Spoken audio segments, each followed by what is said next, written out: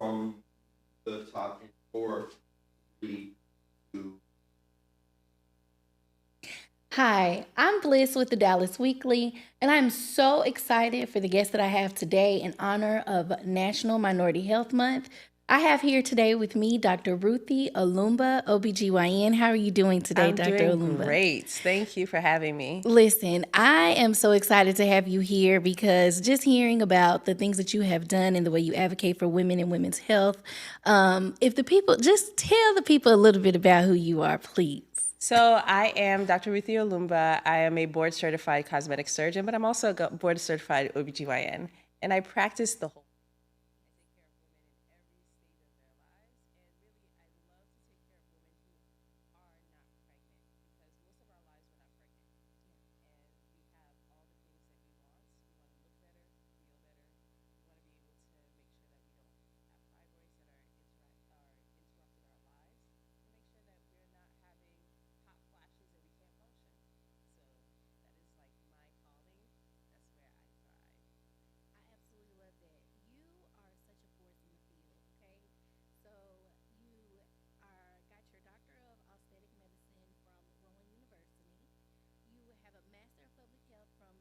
University School of Medicine, Master of Health Administration from UNC Chapel Hill, completed your OB-GYN residency at Georgetown University, fellowship trained in both reproductive and cosmetic surgery. Like you said, you're a certified OB-GYN and certified menopause practitioner. I mean, can we please clap it up for Dr. Olumba? Thank you. The work that you have done is amazing, and it seems like you were very intentional about the calling over your life. So, can you just tell us a little bit about what got you into women's medicine and women's health? So I went to medical school to be a dermatologist because as you see how I'm dressed, girl, I wanted to wear the Chanels Yes. and do the pimple popping. Oh, So I mean, I would tell everyone from the get-go, like, don't talk to me about anything else. I know exactly what I wanted to do. And then somewhere in my second year of medical school, my brother passed away.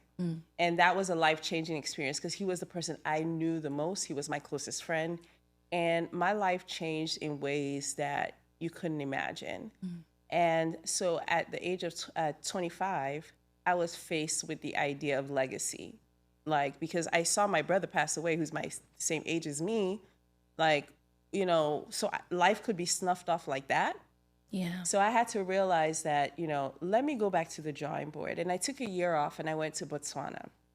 When I was in Botswana, a series of events happened that sort of shaped my life.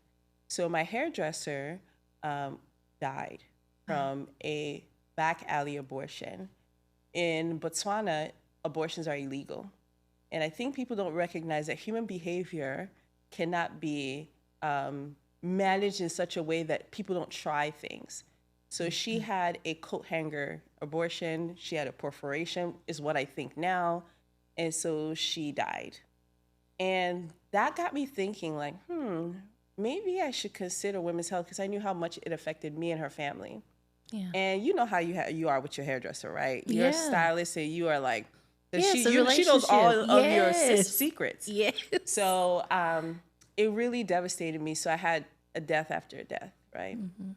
And I should back up and say that my brother passed away in the hospital in New York City, and he had sickle cell. But he actually died from a dilaudid overdose in the hospital. And the death was traumatic, but the way my family was handled was even more traumatic. So I was in medical school at the time, so I kind of knew, my mom is a physician, so we kind of knew what was going on. And they called us, and over the phone, they told my mother to come and identify your son in the morgue. You do not give bad news over the phone. We were treated like Wow. people that, you know, didn't exist. So that was one of the series of events. And then I had a couple of my friends who were Nigerian but living in Botswana, and one was Ghanaian. And they were suffering from heavy bleeding. And then I realized that, they might have fibroids. And who treats fibroids? Gynecologists. So I went from wanting to be, from an egocentric, like, motive, which is I want to wear my Chanel, I want to wear my Balenciaga and come to work, Yeah. to I want to help women who are like my hairstylist, or families who are like my family, or my friends who were dealing with fibroids. I wanted to help those people. So that shift came because of a loss. And I think a lot of the time when we have losses, we don't recognize that that might be the The turning point, catalyst yeah. to your purpose. And that for me. And then after that, a lot of the times it was somebody that really trusted me or saw the vision or saw my potential that came in my ear. Like one of the, I think she's now assistant chief of gynecology in Georgetown. She's a Black lady, Dr. Augusti, changed my life. The day after I graduated from residency, she sat me down and she said, "You're a star. I need you to learn how to speak, write, and talk. Learn how to take photos because you're going to be a face of medicine one day. I need you to learn how to polish everything outside of the OR. Do that." And so she pushed me to start to talk about my mission because she did that.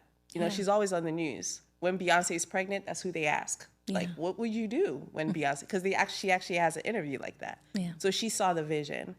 Or my mother, who's a geriatrician, a doctor that takes care of old people, she said to me, "Women feel like they die at menopause. You need to pay attention to that because women live longer in menopause than they do in their childbearing ages, right? People live from 13 to 51, they're menstruating. From 51 till you die, you're not menstruating. That is menopause. They don't just shrivel up and die. Let's make sure that they live a beautiful life." So it's very many people who have sort of guided me and shifted me and shown me what God's purpose for my life could be. Yeah. And I say God's purpose because I feel like I'm living my purpose. Even though what I do is very technical sometimes, I really feel like I'm living God's purpose. That is both beautiful and inspiring. And God bless you for being obedient to his will, because when we encounter people who are in tune with God's word and God's will, then we see the glory of his work in the people that you are pouring back into. So God bless you in that. Listen, I'm more of a girl crush now. Oh gosh. Okay.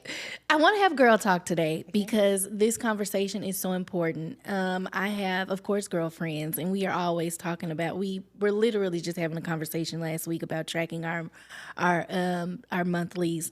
And we know that there are so many things that are new and still so many things that are nuanced that are still untalked about in our home. So I kind of want to get into some of those topics. We're talking my time. I'm glad. Okay, so what are some of the most overlooked health concerns in Black and brown women? So I think that one of the things we kind of don't want to talk about, is very difficult to talk about, is the effect of weight on our health. Because there's a difference between not accepting somebody because of their shape, size, or even the number on the scale, versus what fat as a cell, as a molecule, does to your body. And I think that cardiovascular health is so intertwined with your weight and with anyone's weight. And I think that the effect that it has on every stage of a woman's life is so overlooked. And I think that as physicians, we're afraid to talk about it because we don't want to hurt people's feelings. But fat is not an inert thing. It doesn't just sit there. It gives off hormones that affect people's lives, right? Everywhere from people that have actual PCOS to patients that have metabolic dysfunctions, to menopause, to sex drive, to everything has to do with. So I tell my patients all the time, let's start there. Let's work on it. Yeah, I do surgery, I can suck out your fat. But if I suck out your fat and you don't take care of yourself, we're back to square one. Yeah. So anyone that's listening to me, it is not a dig from me. I don't know about other people. I'm going to tell you right now. But I'm going to talk to every single patient, including myself, because I have PCOS. I sit with myself and we talk about the things that we can do to manage what we can manage. That's the first thing. Yeah. I think the second thing is, unfortunately, our histories are lost. Our histories are lost from multiple things, intentionally and unintentionally. We don't know who had breast cancer. We don't know who had fibroids. I have a lot of patients, when I ask them, you know, when did your mom have menopause? I don't know. She lost her uterus at 33. Why did she lose her uterus? I don't know. I call her mama on the phone. I'm that type of doctor. I will Yeah. call your mother. We got to on the get phone. to the root cause. And I will talk to them on the phone, and they will say, I have no idea. The doctor said I was bleeding too much. That was going to stop it. So there's a lot of, so I'm the type of doctor that will sit with you and explain everything. I will give you the medical term, and I would write it down in layman's terms. You need to know the medical term, right? Yeah. You need to know that arugula is different from collard greens. If you are smart enough to know that, you will know the difference. You need to know what a uterus is, not your womb. You need to know what a vagina is, not down there. Yeah. Like, I need to teach you the terms so that nobody's going to bamboozle you, right? Because unfortunately, our medical system is not necessarily made for us. And so we need to learn how to navigate in a space that wasn't learned for us, but we're pros at that. We do that at work. We do that everywhere, right? Yeah. But the more we are armed with the information, the better we turn to bob and weave. Yeah. So those are the two major things, is learning your history as much as possible. Probe, talk to your grandmother, talk to your aunts. Ask them about other things like how to date, how to put money in their bra and save it. You know they know how to do that. Hide it under your mattress. Yeah. Learn the things, the recipes that they have, but also learn your history. And I don't care what the number of the scale is. Our lives is a battle against fat, the actual molecule fat, right? Like the actual cells. That is your life. You're doing a lot of things. The more you can manage that, the healthier you live, the longer you live, and the better. You're not walking around with arthritis, hypertension, eyesight issues, diabetes. It's all related to fat. Yeah. You are speaking to me. I do not feel offended. I'm proud to say, me too. Look, I'm proud to say that since August of last year, I have lost 30 pounds. Go ahead, so girl. I am very much intentional. I have a son, and I want to instill in him healthier habits. Because like you said, health is wealth. Yeah. That is what I have been trying to remind myself constantly. Like, health is wealth, and so we do have to invest more in it and learn more about it. Yeah. So for the young lady that's out there and she doesn't necessarily have a relationship with her doctor, right? Because she just found someone on Google, or she's going to what her insurance can afford, or just whatever the case may be.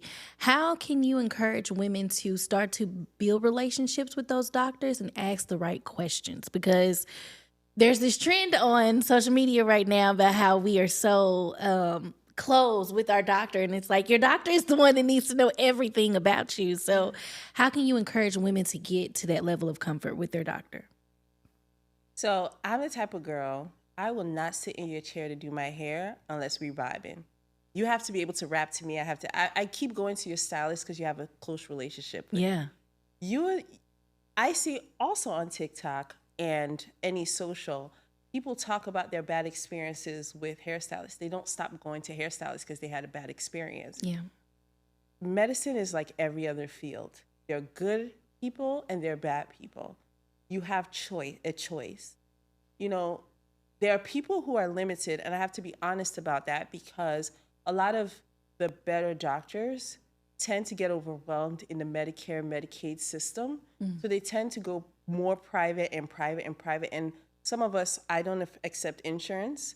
So I only work when I work in a setting in the hospital, I accept everything. But the way I do medicine, I spend 2 hours, 3 hours, 4 hours. My patients have my cell phone number. It's not possible, right? With insurance. But I would say, take your time to actually invest in looking for a doctor. And don't be afraid to ask for a second opinion, right? This is so crazy, because in 2020, I fought against this online, right? Because I was a newer doctor. I graduated in 2018. So I was fighting against, not for medical school, but for residency. I was fighting strongly against this idea that people should seek out midwives. As the more I have learned in pregnancy, if you are low risk, I would encourage you to at least have a consultation with a midwife and see if you are appropriate fit. Because midwifery has a different approach to medicine and obstetrics and birthing, okay? So many OBs, including me, have adopted that approach to taking care of, because the approach is very personal. Yeah. It's very patient-centric, and that means that you are centered, not me. Your body's centered, not my knowledge, right? So that would be, from the pregnancy standpoint, consider a midwife. If you are not accepted by a midwife, consider a doula. Doulas at least will advocate for you, and they're getting better and better in their breadth of knowledge, so I would encourage that. From a non-pregnancy standpoint, I would say keep dating your physician. Date your physician. You ain't married to them. If it's not working, it's not working. You don't have to force it. Yeah. Right? And lastly, seek a second, third, fourth opinion. I will be soon offering second opinion for GYN. So we can work virtually. You can come to me. This is what my doctor said. And I can say to you, yep, that's right. That's what you should do. And I will give you more information around and arm you with that. Because patients started asking me for this. Yeah. People started asking me for this. And I wanted to arm women. So that will be available. You can come to me. We can talk about whatever you're going through. And then we steer you in the right direction. And I can say, nope, you got to find somebody else that's better suited for you and is going to listen to what you have to say. And I will end this part by saying that there is a full stop red flag. As soon as you feel this or hear this, it is a complete full stop. Don't pass, go, run. Okay. Which is, if you are telling the doctor, I feel pain somewhere, I am bleeding too heavily, and they do not listen to you, they mansplain, doctor-splain it away, run. Because you are experiencing it. You don't leave your house for kicks and giggles. You are experiencing something that's out of your norm.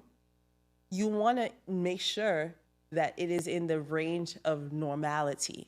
Because some things are still normal, they've just changed. But they have to listen to you. They don't have to give you the answer that you want, but they need to listen. Yeah, that's good. And I really want to stamp something you said. Date your physician. And I don't think that, I'm thinking of the women in my family. I know that we don't. I know we either take it for Bible and just be done with it, or we leave feeling unheard or unseen, or the issue is not resolved. And you wouldn't do that in a relationship. So you're right. Date your physician. Thank you so much. You might do it in a relationship. You won't do it in a dating situation. Yeah. Yes. Yeah. In a relationship, you guys are in a relationship. You kind of work and bounce and weave. But when you're dating the person, it's a take it or leave it, honey. Yeah. Like, it's not working. Exactly. That's good. That's very powerful. So let's talk a little bit about fibroids, menopause, and PCOS. Why do you feel like these topics are still very taboo in our community? And what do you think women can do to change that and begin advocating more for more conversations around it and more health awareness? So I am a Christian woman, but a lot of our community is based on Christian principles. In fact, 92% of all Black people in America ascribe themselves to being Christians. So from a biblical ecumenical view, you have the woman of the issue of blood. And the woman of the issue of blood just had to touch the hem of the garment. Yeah. And that was the end of it, right? In addition to that, we have historical precedents with which there were no medical schools for Black people until Meharry, Howard, and Morehouse happened. So who took care of us? Most of the people that took care of us were pastors. We're preachers. We had a theological view of healing, which is not to be in lieu of a surgical or medical approach. Because I believe all three of them, because I pray for my patients, I pray for my hands, I pray for my brain, right? So it's not in lieu of. But I think because of that, you are taught, I don't know if you were taught this, because I also have a little nuance. I'm also Nigerian American. So I was taught that no man should ever see my period products. I don't know, were you taught that? I was not. I was taught that. So my pad, my mom, I used to have old newspapers where I would wrap everything. It would, my brothers couldn't tell you if I ever menstruated. Wow. Right? Because it was so taboo, right? That they shouldn't even know that, you know, a lot of what we, even sex, like talking about sex is so taboo. However, we're supposed to go from virgins to popping it on a handstand and popping out 8 kids. I don't understand where that process if we're not goes. talking about it, if we're not having intelligent conversations. So I think that's where the taboo comes in, right? Is whatever is tied to your uterus is between you and Jesus. And unfortunately, there's so much tie. We're talking about fibroids, PCOS, and menopause. Endometriosis, adenomyosis, premature menopause. A lot of us are suffering with premature menopause. A lot of things that are going, breast cancer, ovarian cancer, cervical cancer, STDs. I can go on and on and on. Contraception, abortions, they're having them. We're having them. We are having them. And the worst of them all is sexual assault and rape. We're not talking about it.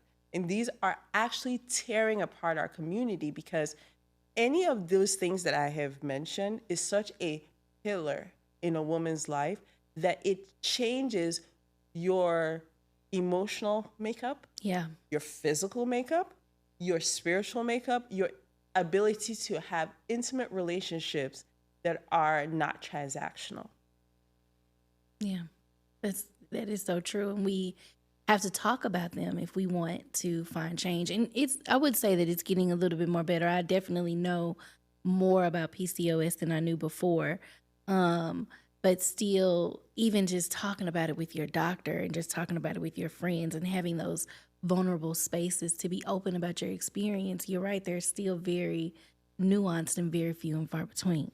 See, when you just said that, it kind of also came to my mind. You said talking about it with your doctor. So I was actually talking about it in like a regular like interaction with your family, your friends, whatever. But talking about it with your doctor, y'all know that women of other races come in with lists. They are not leaving my office until that list is done. No, I'm telling you. But doctor, I'm telling you that list is done. There. So I also think that the idea that as Black women we're supposed to be strong and have it all the way together makes us not feel vulnerable enough to ask questions. And it has a lot to do with our parenting, right? Our parenting is, as a Black woman, your mother knows what she faced. So she's going to build you up for a life that you can be resilient. But in that comes because no way you parent, there's always a downside to parenting, right? Which is why parenting is so important. But there's always a time. And I'm going to talk about this, which is painful to talk about, but I have to talk about it, is when you don't have a male and a female raising a woman, what you're taught is one-sided. Right? Because your male parent will teach you what it means to be loved fully from an opposite sex without having to do or give anything, right? When you have your father's love, that is what you're learning. And without that, consistently and eternally, you feel like you have to prove something because that's what maternal love teaches you. It teaches you how to be resilient, how to fight for things, because that's what, as women, that's how we behave. But your father, being raised so a lot of women, I talk to every patient about their relationship with their father. Because with that, you find out that, oh, I've been dating men. I'm looking for my dad in men. I'm looking for the love that my dad would have given me in men. Or I won't date men because I don't want to be disappointed, right? That goes beyond just dating. It has a lot to do with how soft you feel, right? Because you go to your daddy, you could tell your daddy, like, I ain't got $5. You can take anything to your dad.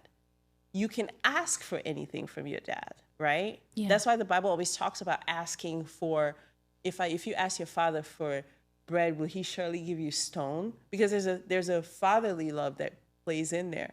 That is something that as Black women, as a collective, we have a problem asking for things, demanding things. Other people do it. All the Other time. races do it, and they do it to an extreme, like compared to us. Yeah. It's you've said so much in that space, and I think that we really do need to take time, like you said, to have these conversations and understand. I think when we were talking before, you were talking about your hairdresser, your stylist, and how our human experiences determine our actions. And wow, like you just said it all there. Thank you. I'm taken aback. I got chills. So I kind of want to talk about the mental health side of things, and you touched on this a little bit. But can we go into depth a little bit about how our physical and inner health is tied to our mental health? How these diagnoses impact us on a day-to-day basis? So you guys know the term hysterectomy. Mm-hmm. The first part of the word is hyster. Ectomy is removal of. So hyster, right? The other word that is very close to that is hysteria. Hysteria is an emotional reaction. So it was the theory for a very long time was that your emotions are tied to your uterus. That's why they say women are emotional and men are not, because men don't have a uterus. This is what was taught for decades, almost a century, right? And it kind of still is not as defined now, but it has somewhat of a play in the way that we see medicine.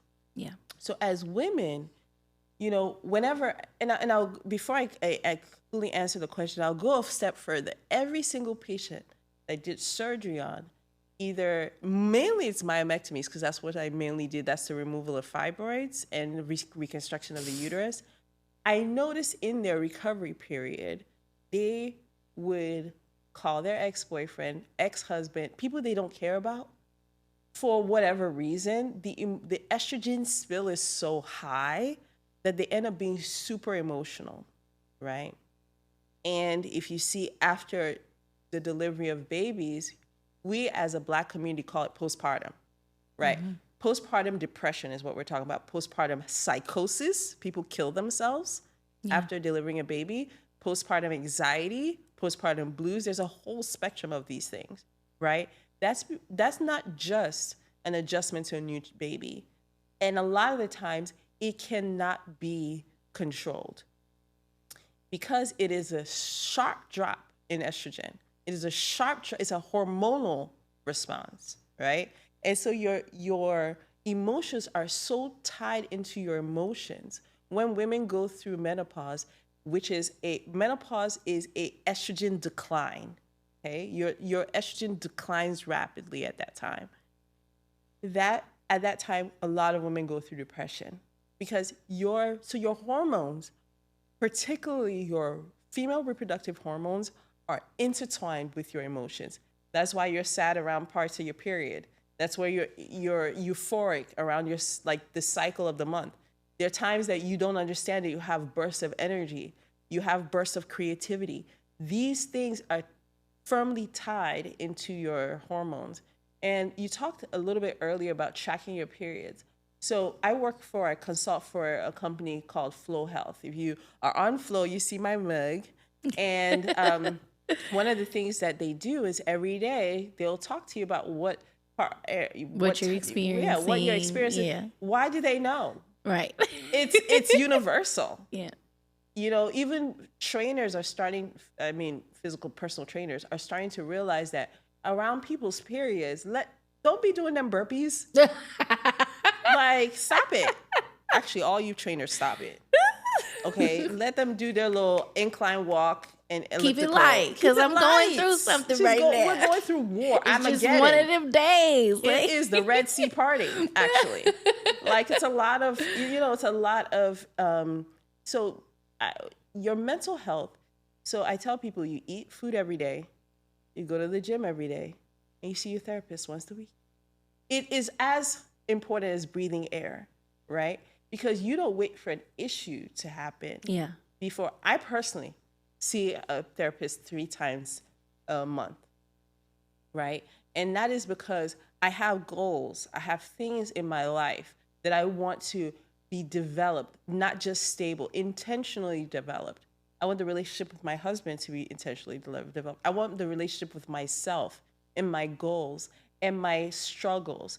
And my friends are wonderful people. They're just not trained and they're not paid to listen to me, right? Yeah. And they're not paid to hold my secrets, right? Yeah. They're human. They can spill the secrets. My therapist steal my secrets. My therapist is getting stripped of their license, right? They're being paid for that. Confidential information right now. So I know that sometimes that sounds privileged, right? But y'all be wearing them 32-inch bust down, ash blonde, Brazilian, plucked we off of the coast prioritize of Morocco. what we want to prioritize. So you have the money, honey. Yeah. You know? I love that. So you're saying we need to be knowing that we have all these things going on in our bodies. We have to be proactive with how we can avoid, I guess, a fallout, or as they say now, a crash out moment. Pay better health. Yeah. Pay better health for your $150 a month and see somebody. That's right. I love it. That's some good advice. And I think that really, so my next question for you was going to be, what are 3 things that women can do today to take control of their mental health as well as their health of their body? And so number 1 is, do not neglect your body. Aging happens. Aging is inevitable. But some people age well and some people age like spoiled milk. So you take into consideration. Get a healthcare team that you love. I always say you're the CEO of your body. You're the CEO of your body. Yeah. CEOs don't know how to do technical stuff.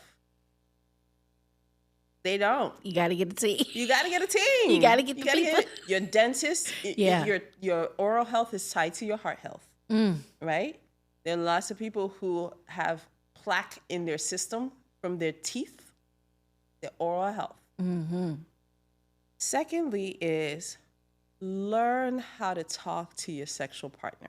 A lot of women are suffering with infertility because they had multiple rounds of chlamydia. And it was very, very easy for them to say, hey, you want some nookie? We're going to get an STD test. I got to see your my chart. Learn how to talk. This is part of learning how to ask for what you need. Yeah. If a guy is not willing to show, or a girl, or anybody, whatever category they call themselves, is not willing to show you a my chart for less than 6 months ago, and you see their name and date of birth, please, your body is worth more than that, right? You have to love yourself enough to say, there's got to be somebody else in this world, this big, beautiful world we have, right?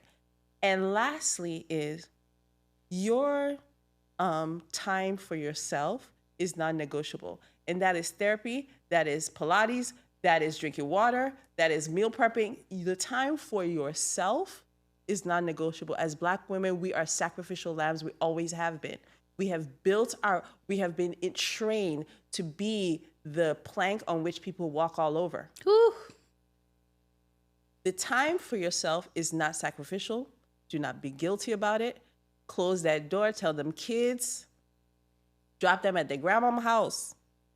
The time for yourself, because at the end of the day, if you have a heart attack and you keel over and that's the end of your life, they will move on. Yeah. And thrive, actually. Yeah. I said we was going to have some girl talk today. So listen, we are getting some really good advice. Thank you so, so much. And so you really are just in my mind right now, because that was the next thing I was going to ask you. With women today, we are juggling so much. I mean, having a morning routine, making sure that we're involved with the family, making sure that we're living our careers. Like, what is one thing that you want to tell that mom out there or that woman out there that is really wanting to commit to living a healthier life, but really just struggling to manage it all. What's some advice you can give to help her with peace of mind and just giving herself grace? This life is a marathon, right? It's not a sprint, it's a marathon. And we have a long life to live, so, and maybe a short, but the approach remains the same. Taking it one little step at a time. You know, you work on, okay, I'm going to start drinking water. That's it. Yeah. My husband's over in the corner laughing because I'm working on that. I'm going to start drinking water, sipping on it, building. You got that. That becomes a part of your life. Then you move on to the next thing, right? Rome was never built in a day, will never built in a day. And your life is even more special than Rome. Yeah. So it's just little steps, right? Yes, you can have little sprints in there, right? Where you do your 75 softish, hardish, and mediumish.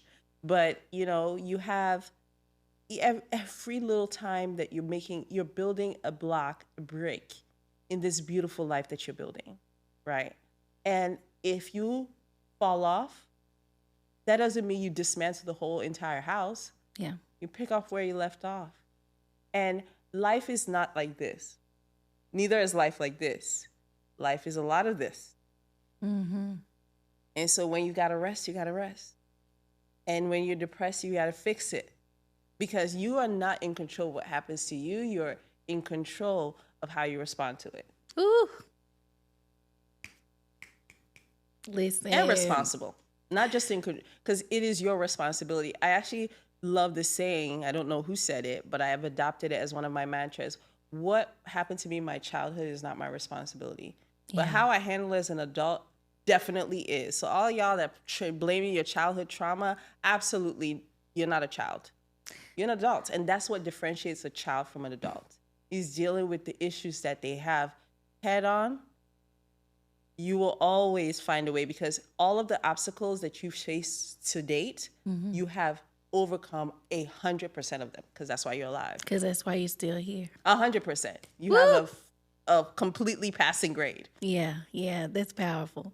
I think going into my adult age, after I had my son, I had a counselor tell me, you are not a victim. And that changed my life. Because life is going to happen to you, but you can move past it. And it has just really, I'm telling you, we are having church in here today. Listen. Okay. So with everything that you have learned and just your testimony and your faith walk with God, is there one thing that you know now that you wish that women knew before their 30s or knew before their 40s? Yes. So I'm Nigerian, so I have an Yoruba name, and my middle name is Okemute, and it means O in our language is God, because it doesn't have a beginning or an end, right? Just like infinity. But Okemute means God's time is the best time. And I got married later, ancient, geriatric, for whoever wants to call it, to somebody that was worth waiting a lifetime for. And that didn't mean I didn't kiss a lot of frogs. Girl, I dated, honey. I did. I had my heart broken. I had my heart, twisted in half and thrown into the sea. So if I knew what I knew now, I would have enjoyed each and every experience. I would have gone through the grief. I would have cried it out. I would have done all the things, but I would have known that God's plan for me does not matter and is not based on my stupid decisions. Yeah. Okay? So that if I could tell, because I can give you little nuanced advice, but that doesn't really matter. What really matters is your overall plan for your life. And God's timing. God's gift to us, he will never give you stone. Your gift to you will come. You just have to go through the lessons that prepare you so you don't F it up, honey. Because if I became a physician at 20 years old, I would have F'd it up. So I had to go through the training. I trained for 36 years to become to who I am today. And I train every day. Because medicine changes, human beings change, bodies change, right? And if I did not put in the work, I would be a nuisance and a hazard. there's a lot of things you don't have and we don't have, not because God hates us or doesn't have the plan, because his plan is exciting. Yeah. It's because you have a period of time that you have to grow. There's some lessons you have to learn. There's some bruises that you have to go through so that you are the bridge with which your sister doesn't fall and end, right? There's so many things that we have to go through in life because it's not the time yet. And at the appointed time, you will rise to the occasion because you have been trained, you have listened, you have learned.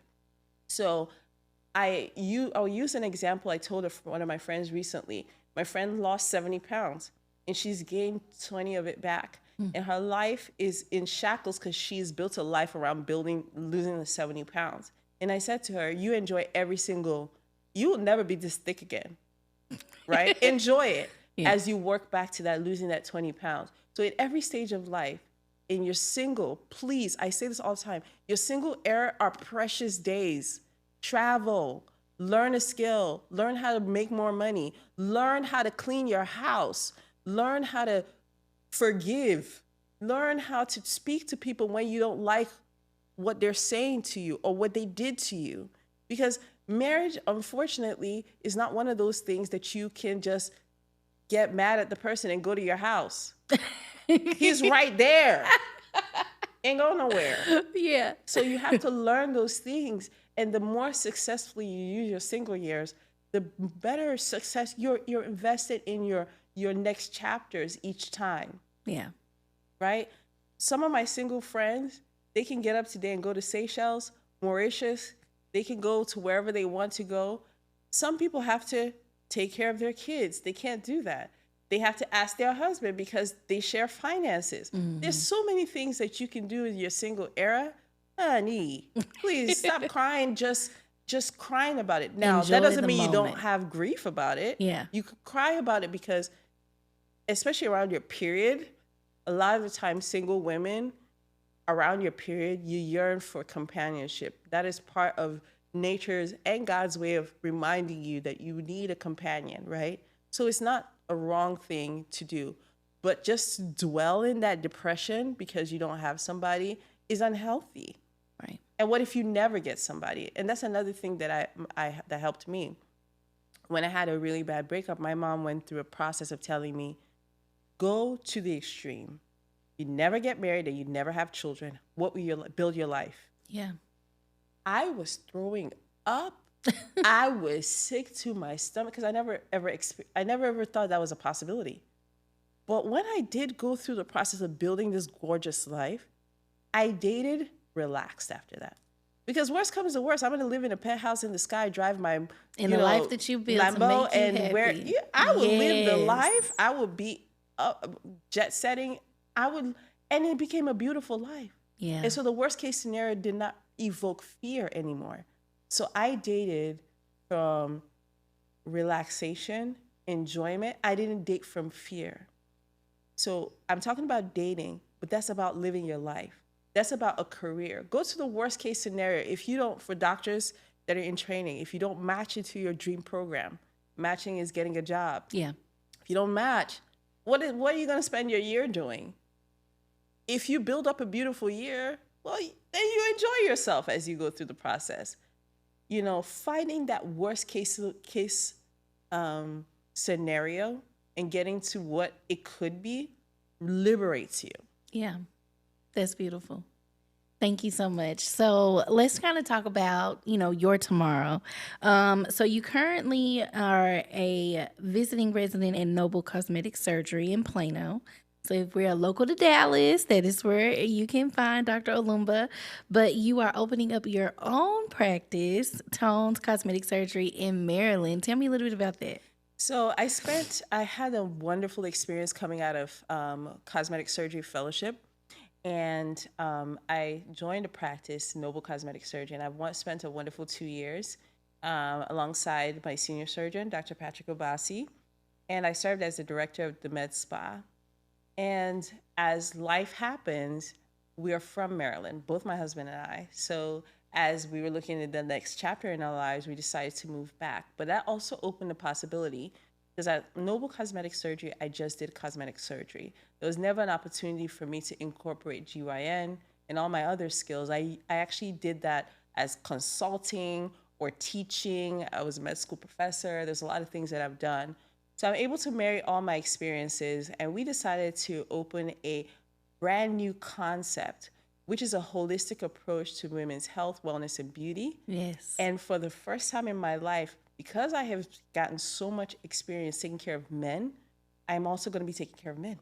Wow. And because men also need some yes, love, they especially need to be Black poured men. into. Okay? Absolutely. So we have a new holistic approach to health, wellness, and beauty.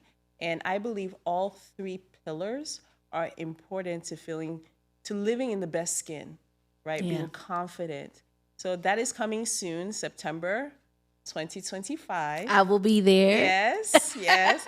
But I am for my traveling to local Maryland. people here in Texas, I'm a visiting professor, which I was, a visiting surgeon here in Dallas, Plano area. So you don't always have to fly to me. Yeah. We can fly to you. Now, here in Plano, look, I'm asking for myself. Yes. Here in Plano, are you going to start doing OB-GYN, or is it I just am gonna... not. So I'm not okay. able to do that. Got But I you. am only going to be doing cosmetic surgery like I've been doing. So I specialize in mommy makeovers. Yeah. So I do everything from the breast lifts to reductions to tummy tucks, liposuction. I'm a high BMI surgeon. I love my girlies. I'm also a chin lipo specialist. So if I learned that the way that this area of your face can transform your face when it comes, especially with Black women, Yeah. it can make you look like you lost 15 pounds. It can give you a lot of chiselness. I mean, sometimes I'll do people's chin and people think they had a nose job or whatever. So it just accentuates your features. That's why makeup artists put contour there, because it lifts everything and brings out the beauty. So I decided to specialize in that. That's amazing. Yeah.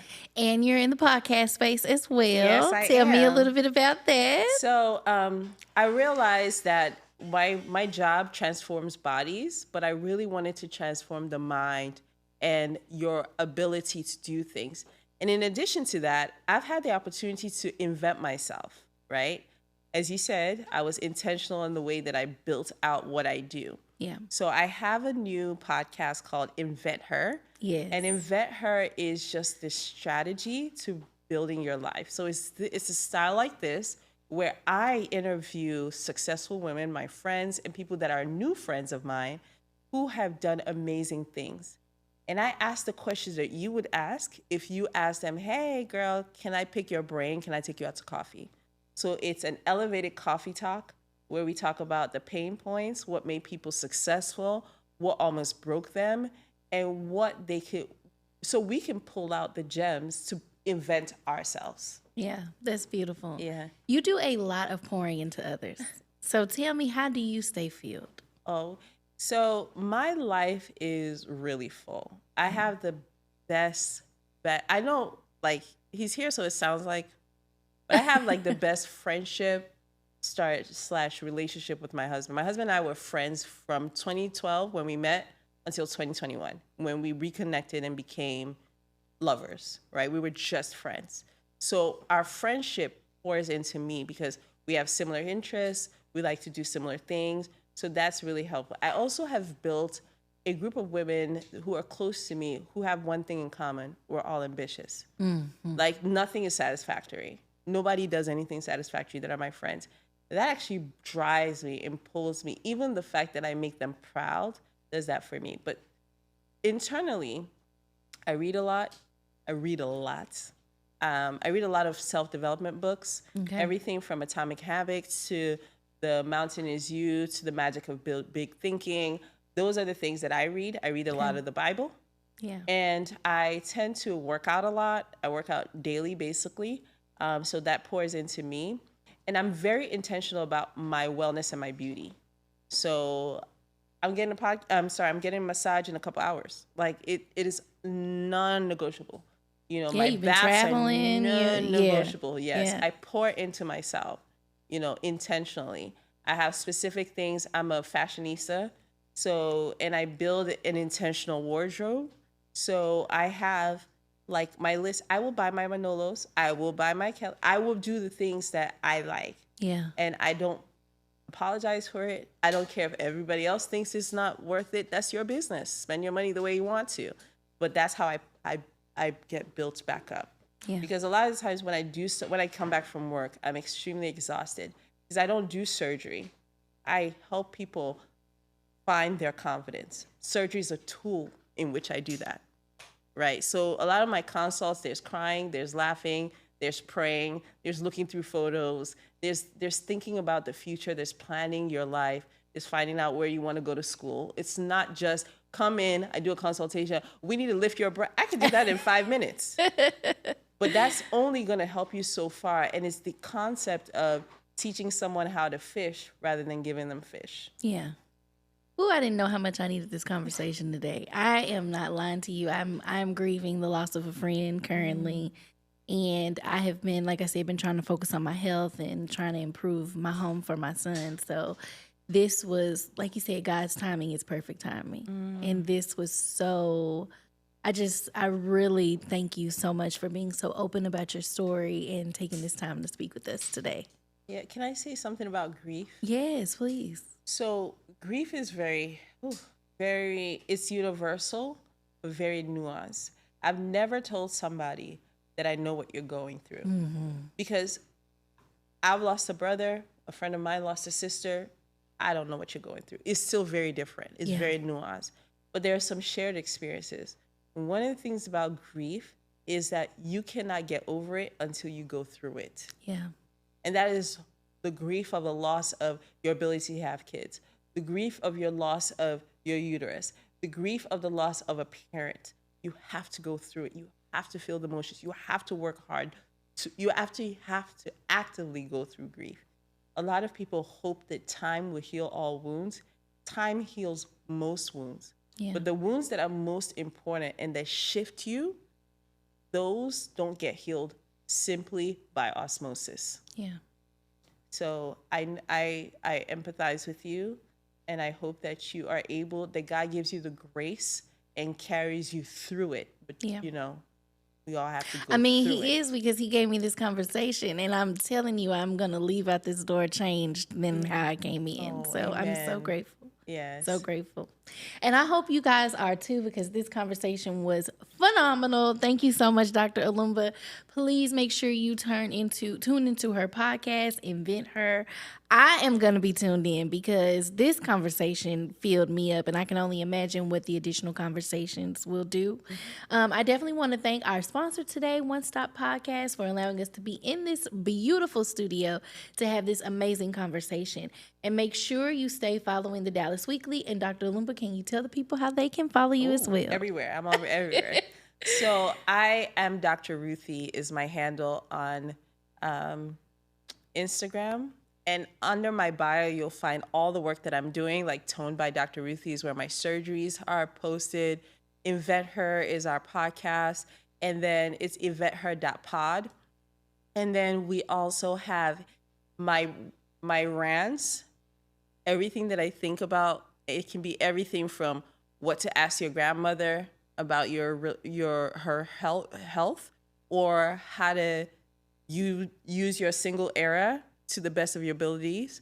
That is under my page called the Soft Power Thread. And that is just a carousel that you can read. And man, those things are literally, sometimes I don't know what I'm writing. It just comes from the depths of my soul. And so it's my written thoughts to help women. So that's called the Soft Power Thread. Because I believe that the power of a female, the feminine power, is soft, but extremely powerful. Yeah. Ladies, I really encourage us to take control of our health. It is National Minority Health Month, and it is time for us to continue to have these conversations. So again, I want to thank our guests today, and we'll see you next time. All right.